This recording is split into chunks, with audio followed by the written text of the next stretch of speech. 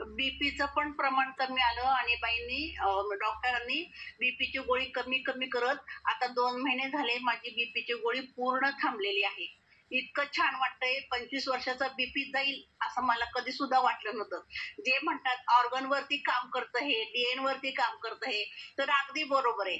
आणि दुसरा मला सांगायचं की माझ्या सुनेचं, की जिला एमसी मध्ये खूप त्रास होत होता. आपले सगळे प्रॉडक्ट तिला देऊन बघितले, पण तिचा काही तो प्रॉब्लेम तसा कमी झाला नाही. मग मागच्या महिन्यापासून तिला मी अल्कोरिज द्यायला सुरू. अल्कोरिज दिल्यापासून इतकं सुंदर तिला हे झालंय, रिझल्ट आलाय त्याचा, की ती म्हणाली आई मला आता फिमेल चॉईस पेक्षा अल्कोरिजच देत जावा. तिला एमसीचा त्रास होता.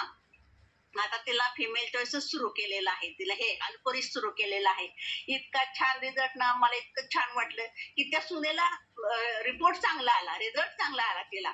तिला कसं असतं ना, एकदा घरातली बाई जर निरोगी असेल तर सगळं घर निरोगी असतं. त्याच्यासाठी आपले प्रॉडक्ट तर इतके सुंदर आहेत. त्याच्यासाठी विकास सरांचं, प्रिया मॅडमचं आणि धनंजय सरांचं आणि आम्हाला शिकवणारे दिनेश शिंदे सरांचं आणि हे आमच्या नेहमीच कौतुक करणारे राजनंदिनी मॅडम, शाहीन मॅडम,